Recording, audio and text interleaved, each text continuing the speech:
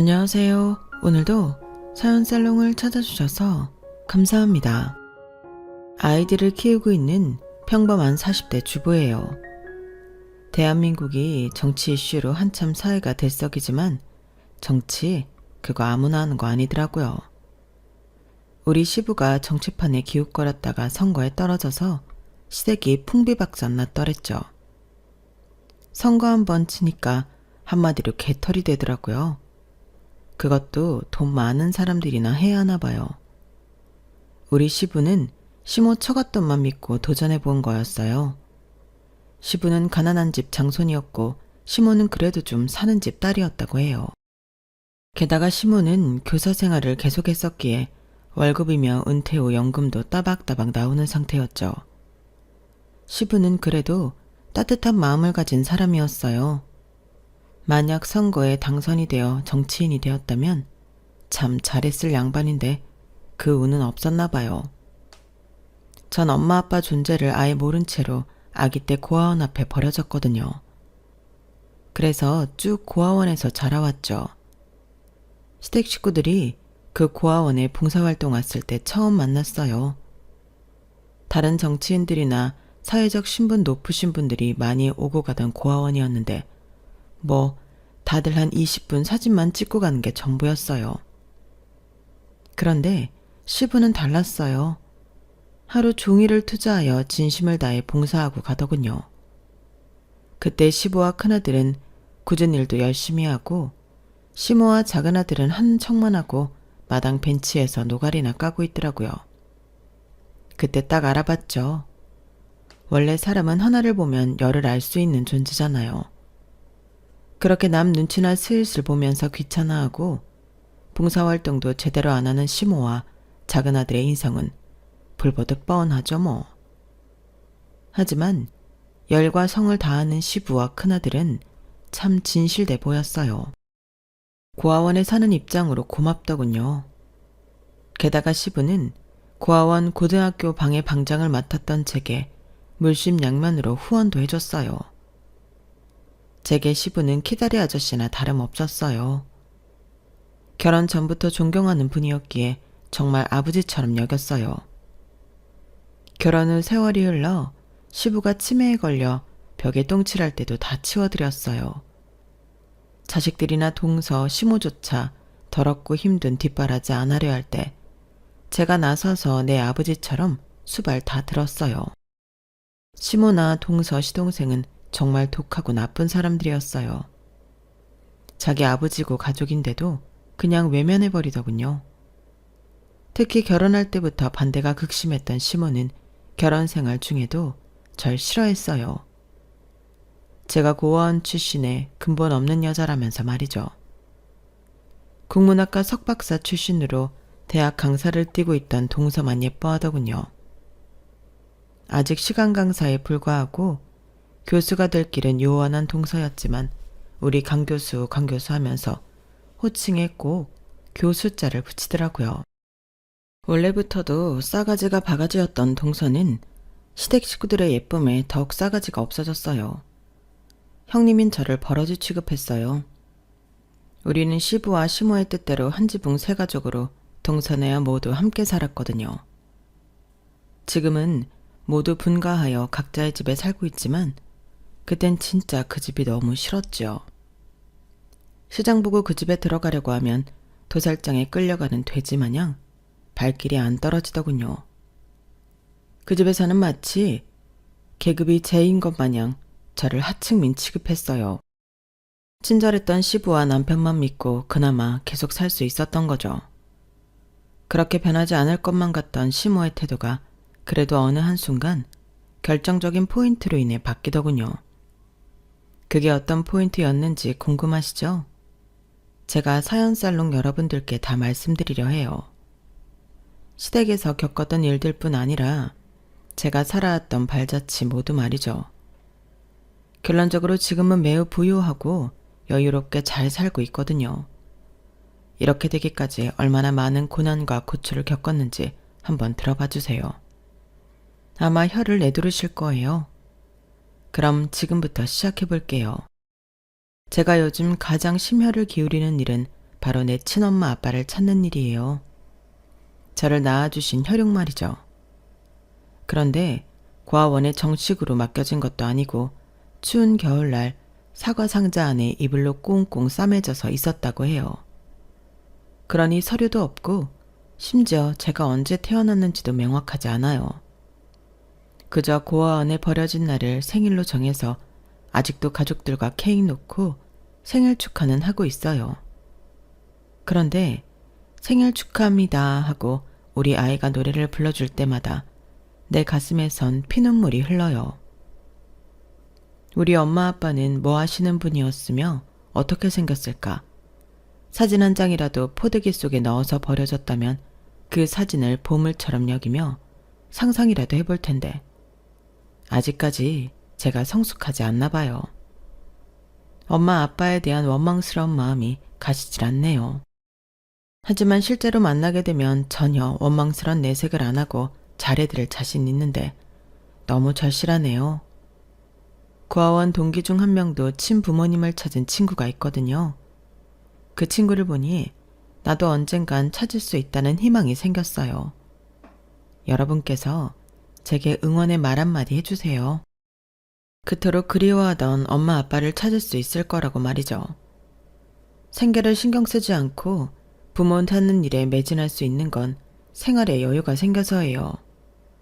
구체적으로 말씀드리면 돈이 갑자기 많이 생겨서 제가 더 이상 맞벌이를 하지 않아도 됐고 심지어 집안일을 해주는 가사 도우미도 쓸 수 있게 됐거든요. 경제적 여유가 생기니 마음의 여유까지 덩달아 가질 수 있게 되네요. 살면서 돈이 최고는 아니겠지만 그래도 돈이 있으니 참 좋은 것 같아요. 전 고아원에서도 부지런히 살았던 것 같아요. 공부를 엄청나게 열심히 하진 않았지만 함께 사는 친구들이 잘 지낼 수 있도록 허드렛 일도 마다하지 않았죠. 고아원에서 시댁 식구들을 처음 만났던 이야기를 다시 꺼내볼게요.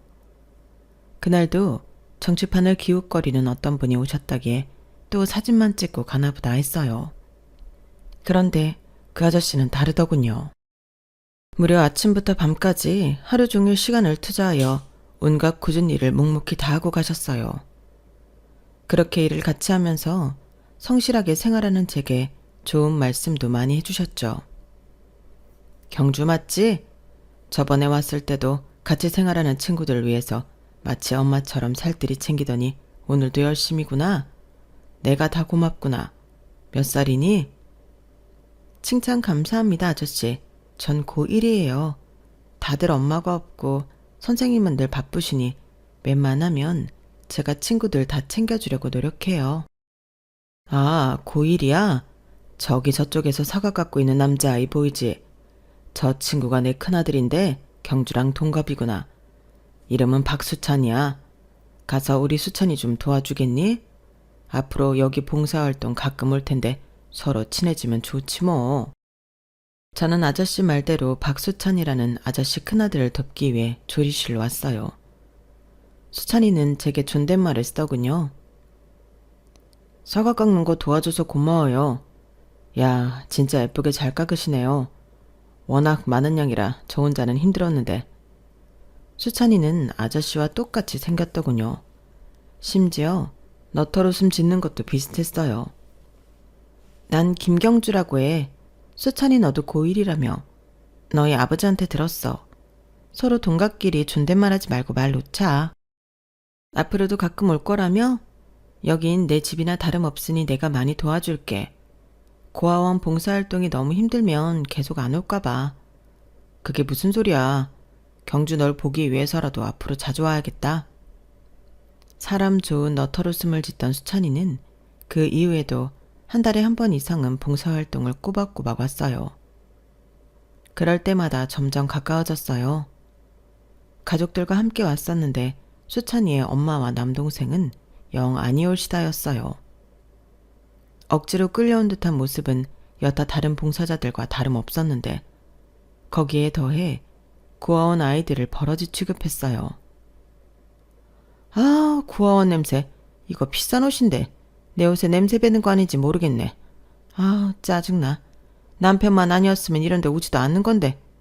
야, 너 머리 나한테 기대지 마렴. 네 머리에 이 있는 거 아니야? 옮으면 어떡해? 머리 저리 치우라고. 전 고아원에서 함께 생활하던 동생을 거지 취급하며 저딴 식으로 말하던 수찬이 엄마를 두고만 볼 수는 없었어요. 고아원 아이들은 내 친가족, 내 친동생이나 다름없었으니까요. 아줌마, 여기 오기 싫으면 앞으로 오지 마세요. 괜히 억지로 와서는 하기 싫은 봉사활동 하는 척하면서 사진이나 찍고 가려고 그러죠? 왜 가만히 있는 내 동생 건드려요? 우린 거지가 아니에요. 아줌마도 왕비가 아니고요. 뭐? 이 조그만 게 어디서 어른한테 대들고 지랄이야? 역시 애미애비 없는 티를 팍팍 내는구만.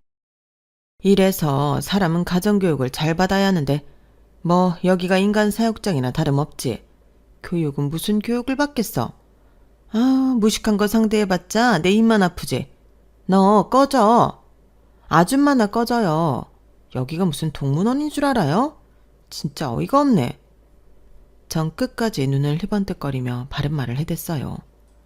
그 아줌마는 제게 손찌검까지 하려 팔을 높이 들었고 그 순간 수찬이와 수찬이 아빠가 와서 둘을 뜯어 말렸어요. 아우, 수찬 엄마, 얼른 집에 갑시다. 당신 같은 옆했네한테 무슨 봉사활동을 기대하겠어? 자자, 내 평판 안 좋아지기 전에 얼른 핸드백 들고 가자고. 수찬이와 수찬이 아빠는 그 후로 고아원에 발길을 끊었어요. 돌리는 풍월에 의하면 수찬이 아빠가 벌써 몇 번째 선거에 나가서 떨어졌다고 하더라고요.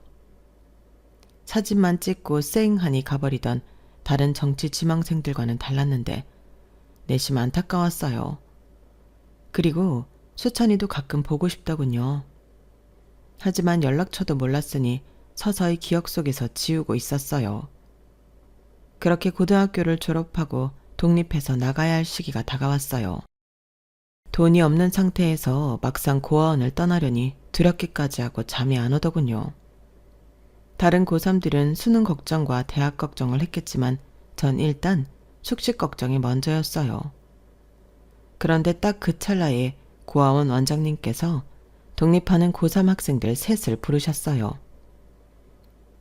얘들아, 너희 박지영님이라고 알지? 1, 2년 전에 봉사활동 오셔서 정말 열과 성을 다해주셨던 분 말이야. 그분이 이번에 독립해야 하는 고3 학생들 3명한테 나눠주라며 900만 원을 지원해 주셨어. 그분이 계속 선거에서 떨어지셔서 지금 경제적 여유가 없으시다고 들었는데 900만 원이라는 큰 돈을 주셨으니 얼마나 감사한 일이니? 한 사람당 300만 원씩 줄 테니 고시원 보증금 정도로는 충분할 것 같아. 아껴서 요긴하게 쓰도록 해. 저 또한 자립지원금에 300만 원을 더 받고는 진짜 눈물나게 고마웠어요. 감사 인사를 하러 전화번호를 물어 아저씨 댁에 전화를 드리는데 수찬이가 받더군요. 너 경주 맞지? 목소리만 들어도 알겠다. 정말 오랜만이야. 나한테 전화한 거지. 내가 수능 끝나고 꼭 한번 고아원으로 찾아갈게. 너무 보고 싶었어, 경주야. 아, 실은 너희 아버지가 이번에 독립해서 나가야 하는 친구들 3명에게 자금을 지원해 주셨어. 나 포함해서 말이야. 너무 감사해서 인사드리려 전화한 거야. 잘 지내지? 수능 준비로 인해 바쁘겠구나. 시험 얼마 안 남았으니 꼭 잘 보길 바래. 하고는 말을 이어가려 하는데 옆에서 수찬이 엄마가 전화기를 확 낚아채서 소리를 질렀어요. 야, 너 예전에 고아원에서 나한테 덤빈 그 기집애니? 너 우리 집에 왜 전화했어? 이 싸가지 없는 년이 이젠 우리 큰아들 꼬시라고 전화한 거야? 우리 수찬이 수능 며칠 남지도 않았는데 괜시리 마음 흔들어 놓지 마라. 넌 돈 없어서 수능도 못 보지? 이런 쓸데없는 전화할 시간에 나가서 돈 한 푼이라도 벌으란 말이야. 거지 같은 것. 그리고는 전화를 뚝 끊어버렸어요. 전 수찬이를 꼬시라고 전화한 것도 아니고 그저 수찬이 아빠에게 감사히 인사를 전하려던 건데 된 돈 욕만 듣고 끊으니 그냥 눈물이 났어요. 다시 전화를 걸어 나도 그 아줌마한테 욕 한 바가지를 퍼부을까도 생각했지만 참았어요. 어차피 다시는 안 볼 사이일 테니 말이죠. 하지만 나 대신 날 위해 싸워줄 가족 한 명 없다는 게 너무 서러웠어요. 그날 밤 참으로 서럽게 울었네요. 그렇게 또 5, 6년이 지나고 전 닥치는 대로 알바를 하며 생계를 유지했어요. 아니, 생계를 유지하는 수준이 아니라 허리띠 졸라매고 안 쓰고 통장에 차곡차곡 모으다 보니 돈이 꽤 쌓이더군요. 하루에 5시간 이상 자지 않고 알바를 3, 4개씩 하다 보니 7천만 원 이상의 돈이 통장에 있었어요. 그 잔액을 보는 것만으로도 뿌듯했어요. 밥 안 먹어도 배가 불렀죠. 그 통장이 내 가족이자 친구였어요. 1억을 모으는 것을 목표로 그날도 열심히 일하고 있었어요. 남자 옷가게에서 일했는데 제 키가 169에 몸무게가 49kg이었으니 외모 보고 예쁘다며 남자 손님들이 많이 찾아줬어요. 단골도 많아지고 매출도 늘어나자 가게 주인이 시급도 올려줘서 기쁜 마음에 열심히 일하고 있었죠. 하루는 누가 옷 정리하는 제 팔을 꽉 붙잡더군요. 경주야, 경주 맞지? 널 찾으라고 진짜 노력 많이 했는데 고아원에서도 이제 너의 핸드폰 번호를 모른다고 하셔서 발만 동동 구르고 있었어. 우리 집 아직 집 전화 있는데 전화 좀 해주지 그랬어. 네 전화를 얼마나 기다렸는데. 그 남자는 바로 수찬이었어요. 고등학교 때의 모습하고는 좀 다르게 남자다워졌더군요. 수찬이는 거의 울먹이며 절 보고 반가워했어요. 수찬아, 정말 반갑다. 그때 너희 어머니께 한 소리 듣고는 무서워서 전화 못하겠더라고. 이제 대학 졸업했어? 벌써 시간이 많이 흘렀는데 날 기억해줘서 고마워. 기억만 한 줄 알아? 널 너무 만나고 싶었고 이야기 나누고 또 안고 싶었어. 에이, 다시 너와 헤어지게 될까봐 그냥 여기서 말해야겠다. 널 처음 본 순간부터 좋아하고 있었어. 그동안 나 사는 것도 바쁘고 연락처도 모르고 해서 고백을 못하고 있었지만 한순간도 널 잊은 적 없어. 다시는 내 곁을 떠나지 말아줘. 어서 핸드폰 번호 알려줘. 끝까지 널 놓지 않을 거야. 5, 6년 만에 처음 만나서 제 팔을 부여잡고는 대뜸 사랑 고백을 하는 수찬이가 귀여웠어요. 옛날 그 순수한 마음이 여전하구나 싶었죠. 뭐 그날부로 우리는 사귀게 되었어요. 둘 다 성인이었기에 더 이상 수찬이 부모님 간섭 안 받고 핸드폰으로 연락하면서 다소 자유롭게 연애를 할 수 있었죠. 우린 서로 지난 몇 년간 있었던 일들을 공유했어요. 남친 집안에는 참으로 다사다난한 일들이 있었더군요. 우리 아빠는 그 후로도 정치에 도전했지만 번번이 미끄러지셨지. 그렇게 선거판에 쓴 돈만 수십억이야. 그래도 좀 잘 살던 외갓집에서 끌어오던 돈도 다 떨어지고 교사인 우리 엄마 월급으로 생활해야 했어. 나와 내 남동생은 대학 졸업 후 유학까지 꿈꾸고 있었는데 다 물거품이 됐고 난 공무원 시험 준비 중이야. 남동생은 대기업 쪽 취업을 생각하는 것 같아. 집에 대출도 얼마나 많은 줄 몰라. 그거 갚으려면 몇십 년도 더 걸릴 것 같아. 참으로 막막하게 하루하루를 살고 있었는데 그래도 경주 널 만나게 되니 마치 한 줄기 빛을 얻은 느낌이야. 넌 아마도 나보다 더욱 힘들게 살아왔겠지? 경주야, 우리 사귀게 된 지 얼마 되진 않았지만 내가 공무원 합격하면 우리 바로 결혼하자. 널 다시는 잃고 싶지 않아. 이런 얘기 웃기지만 고3 때 널 보는 순간 너 같은 여자랑 결혼하고 싶다는 생각이 강하게 들었어. 진짜 우습지? 지금은 너나 내 처지나 돈 없기로는 마찬가지이니 우리 엄마 아빠도 반대 못 하실 거야. 나 공무원 시험 준비 열심히 할게. 나만 믿고 따라와. 사귄 지 한 달도 채 되지 않았는데 결혼 이야기까지 듣게 되니 조금 당황했지만 남친은 그만큼 비장했어요. 그의 진지한 태도에 웃을 수도 없었고 그저 알았다고만 했어요. 그렇게 한 6개월쯤 지나고 남친은 전부터 준비해오던 9급 공무원에 합격했어요. 그리고 딱 3달 뒤 전 덜컥 혼전 임신을 해버렸어요. 그때 제 나이 27세였는데 뭐 엄청 빠른 나이는 아니었지만 남친 집안에 우리 교제마저도 비밀로 하고 있었거든요. 어디서부터 어떻게 말을 꺼내야 할지 엄청 망설여졌어요.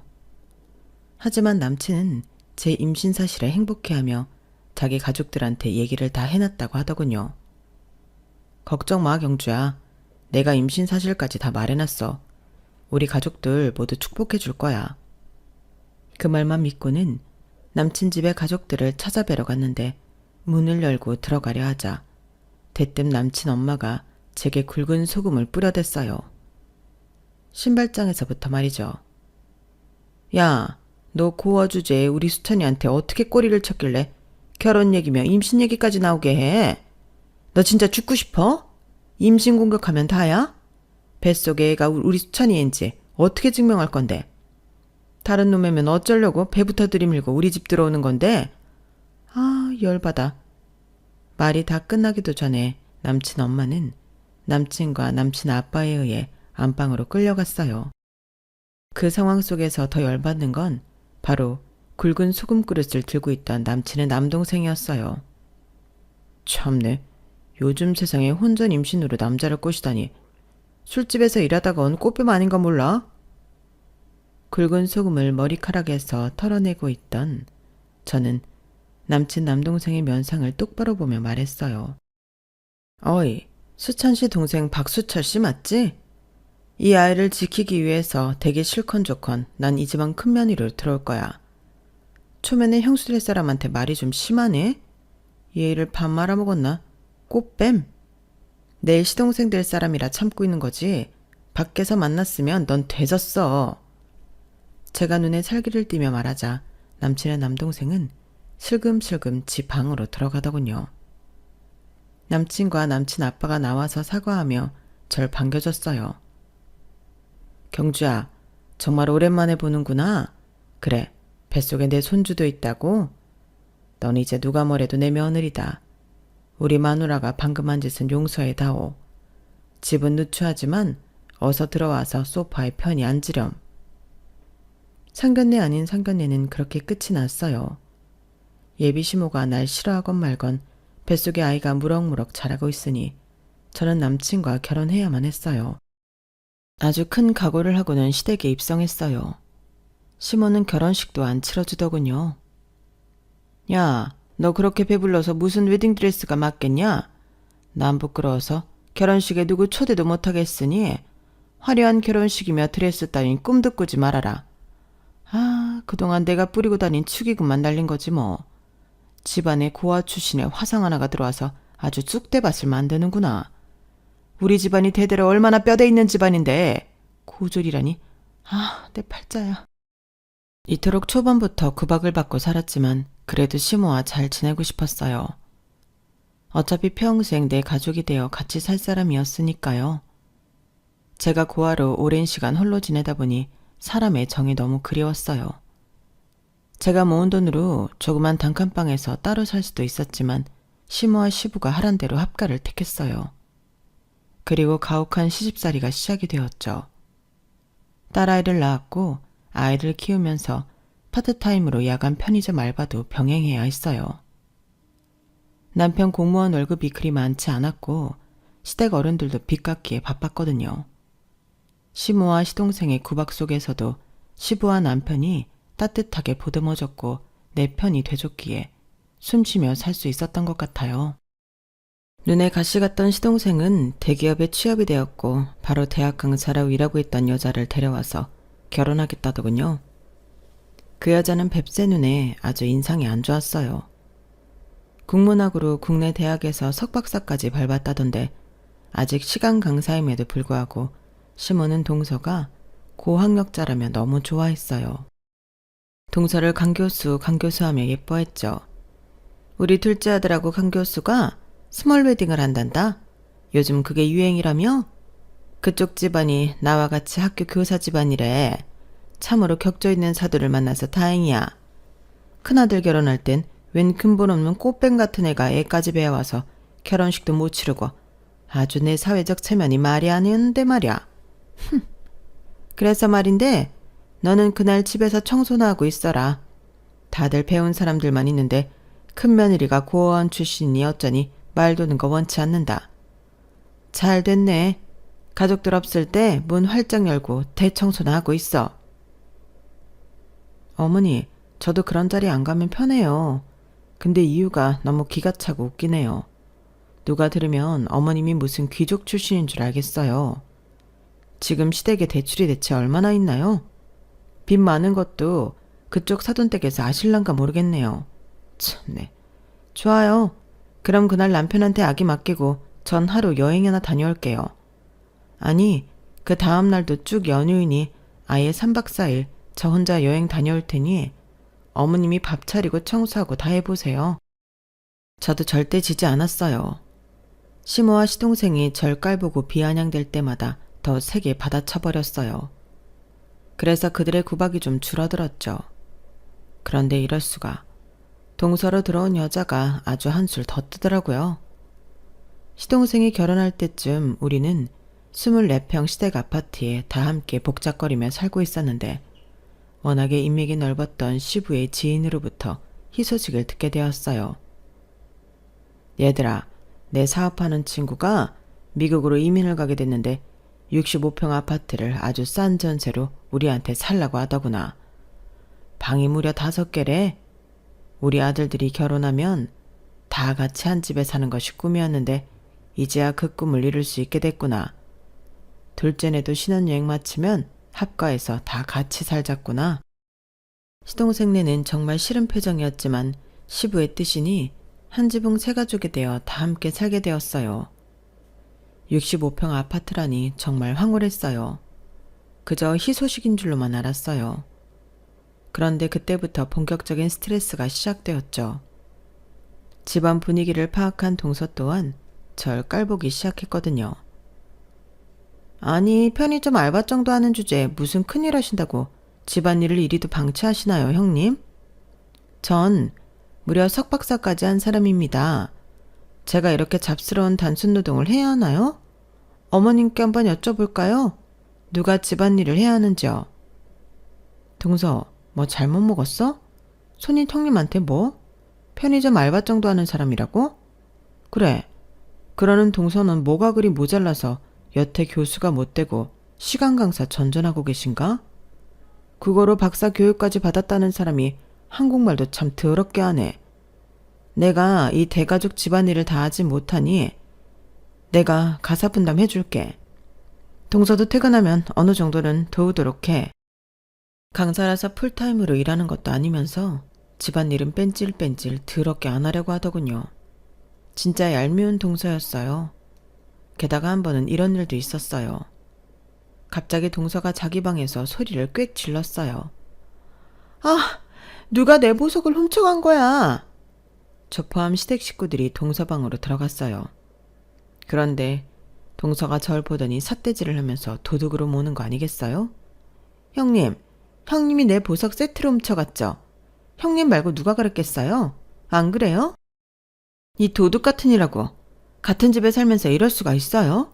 어서 내놔요. 내 보석 세트 어서 내놓으라고요. 뭐라고? 지금 누굴 도둑으로 몰아가는 거야? 난 평소에 장신구 하지도 않는 사람이야. 왜 생사람 잡고 난리야? 억울해 죽겠네 진짜. 전 진짜 억울했어요.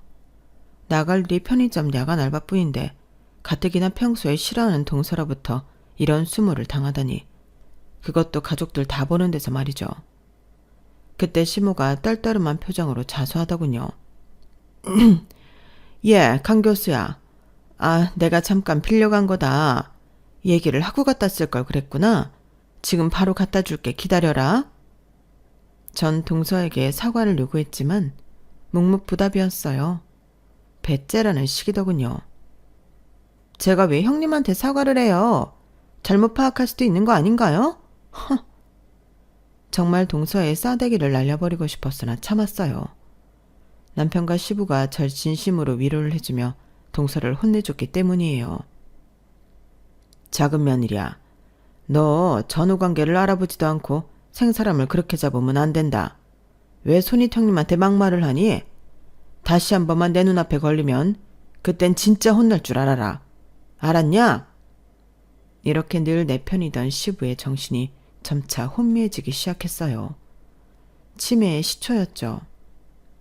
밥을 방금 먹고도 돌아서면 밥 달라 하고 집도 못 찾아와서 경찰서에서 연락 오기 다반사였어요. 그렇게 총명하고 책 많이 읽어서 아는 것 많던 시부가 점점 바보가 되어가고 있었어요. 시부를 존경했던 제 마음도 함께 무너져 내리고 있었죠. 전 우리 딸을 돌보면서 시부의 뒷바라지까지 해야 했어요.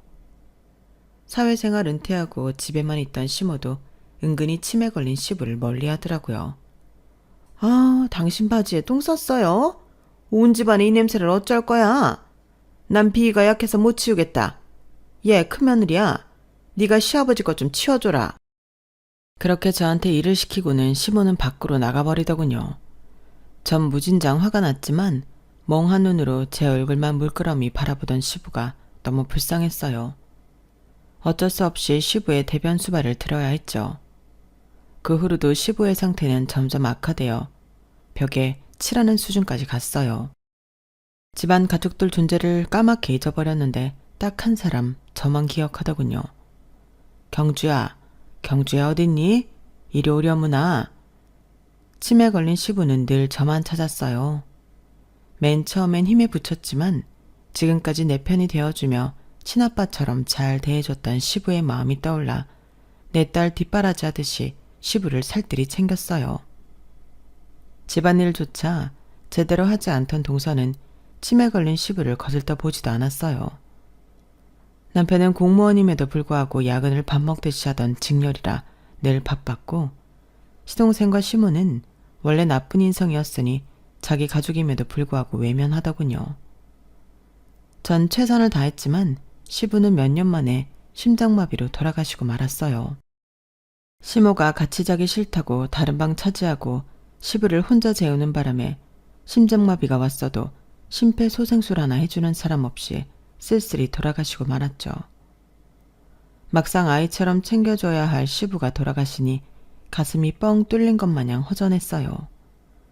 내 친아버지가 돌아가신 것처럼 슬펐어요. 그렇게 몇 년이 흐르고 원래도 신장이 안 좋았던 시모가 급기야 투석을 하기 시작했어요. 불쌍한 표정으로 가족들을 앉혀놓고 하소연했어요. 얘들아, 투석은 한 10년이 한계라고 하더라. 이애미가 그냥 죽게끔 내버려 둘 거니? 정말 면목 없지만 가족 중 신장이식을 받고 싶구나. 병원에서 검사라도 한번 받아봐 주겠니? 우리 부부와 동선의 부부 이렇게 4명이 병원에 가서 검사를 받아봤어요. 그랬더니 아들 둘 다 시모한테 신장이식 수술을 해줄 수 있다고 하더군요. 그 사실을 알게 된 시동생은 눈알이 빠르게 굴러가기 시작했어요. 입을 삐죽거리며 그러더군요. 형, 나 못해. 나 어렸을 때부터 몸 약한 거 알고 있잖아. 내가 엄마한테 신장 주면 난 제명에 못 살 거야. 나도 애가 있고 가정했는데 내가 죽으면 내 마누라랑 아이는 어떡해. 형이 엄마한테 신장 이식 해드려. 형이 큰아들이잖아. 옆에서 듣고 있던 저는 열이 확 받더군요. 아니 도련님, 어머님이 막내 아들이랑 동서 예뻐해서 이것저것 챙겨줄 때 넙죽넙죽 받아먹을 때는 언제고 정작 어머님 필요할 땐 발을 빼요? 뭐 우리 남편은 싱글인가요? 가정, 직장, 아이, 와이프까지 다 있는 건 매한가지인데 왜 우리 남편만 신장이식 해드려야 하나요? 대체 왜 그걸 당연하게 여기냐고요? 시동생네 부부한테는 우리 남편은 신장이식 못 해드린다고 외치고 왔지만 정작 집에 와서 시모의 측은한 얼굴을 보니 큰아들인 남편 마음이 흔들렸나 봐요. 미안한데 헌엄마, 나 우리 엄마 신장이식 해드려도 될까? 남편이 넌지시 제게 물었어요. 전 엄마 없이 자랐기에 어떤 마음인지 정확히 알진 못했지만 내 입장이라도 내 엄마 신장이식 100번도 더 해드렸을 거예요. 그래요 여보, 잘 생각했어요. 어머님 더 악화되기 전에 얼른 이식수술 진행합시다. 그렇게 남편은 시모에게 본인 신장 한쪽을 이식해드렸어요. 나란히 같이 수술대에 누워 수술 준비를 하면서 두 모자는 펑펑 울더라고요. 옆에서 지켜보던 제게도 시모가 처음으로 따뜻한 말을 해줬어요. 정말 고맙고 또 고맙다. 경준이가 수천이 보고 얼른 신장 이식 해주라고 했다며.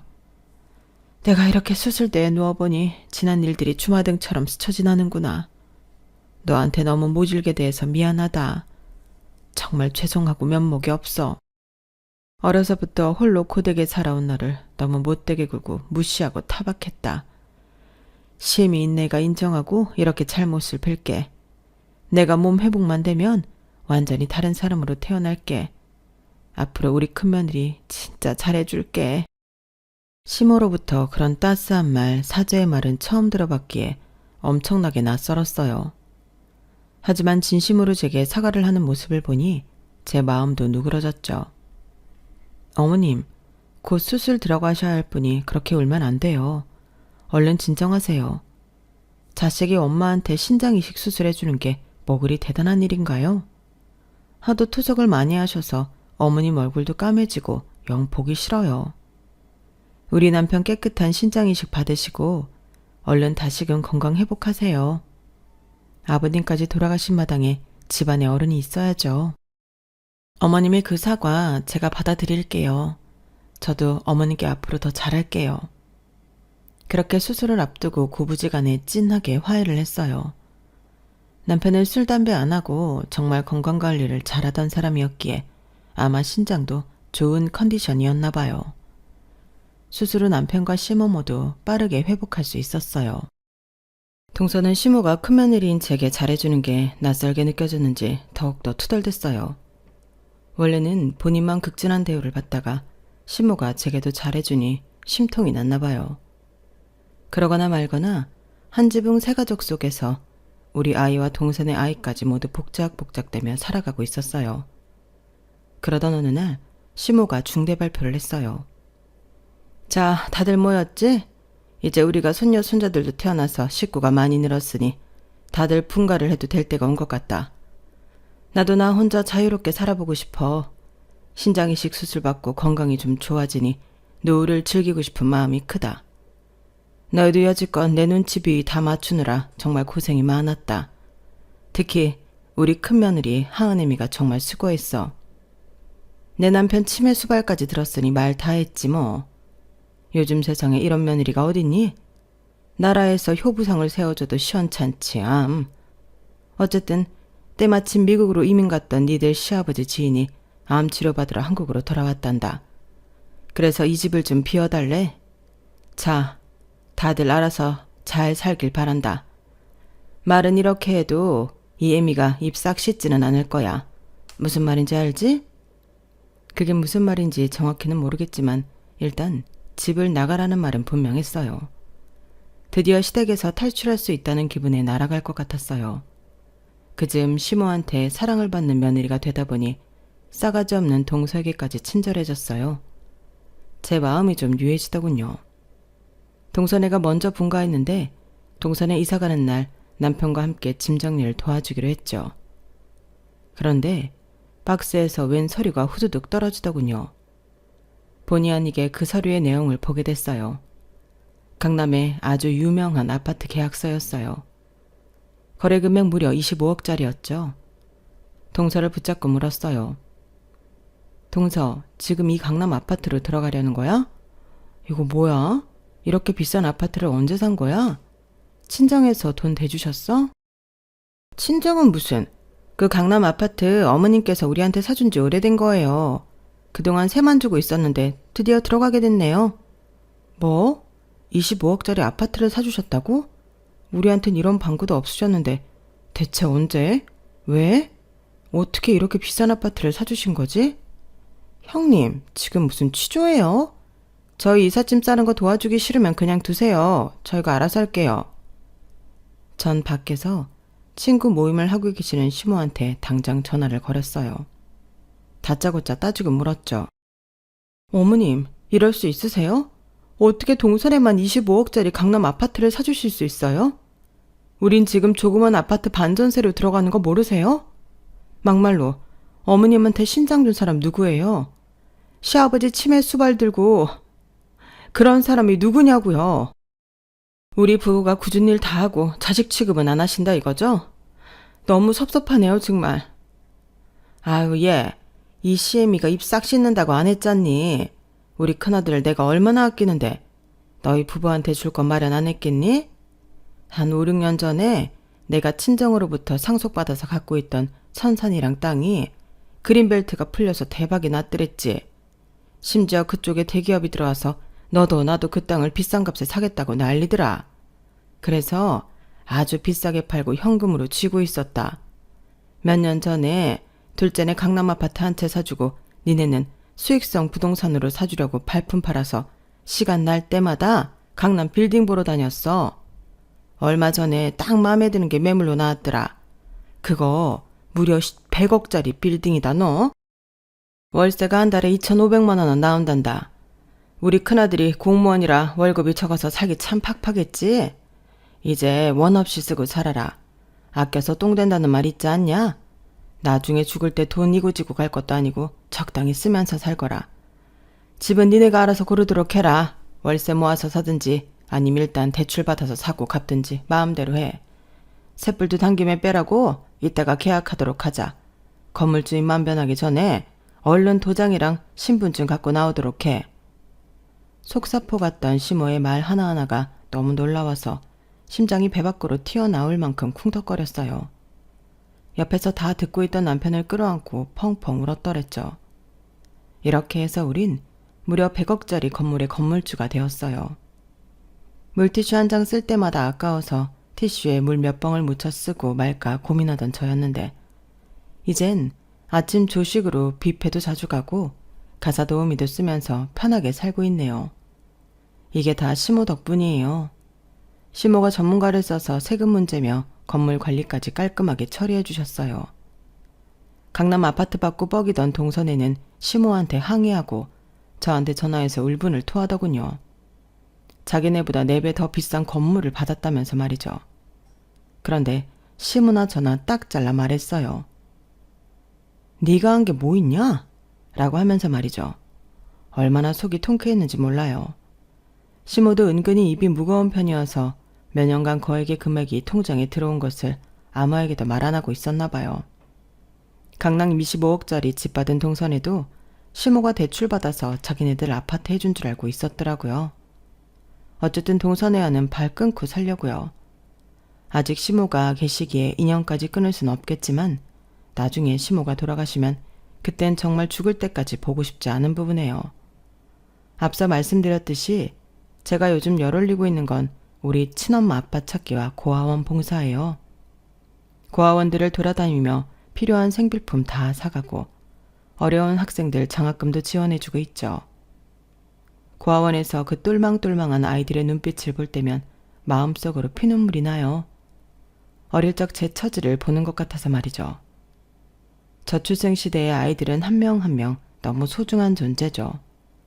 아무리 가족 없는 고아라도 모두들 원 없이 먹고 편하게 지내며 공부하고 싶은 만큼 할 수 있는 사회가 왔으면 좋겠네요. 저부터 실천할게요. 모두들 행복합시다. 여러분, 사연 댓글에 응원과 현명한 조언 부탁드려요. 좋아요와 구독은 저에게 큰 힘이 됩니다. 오늘도 좋은 일 가득하세요.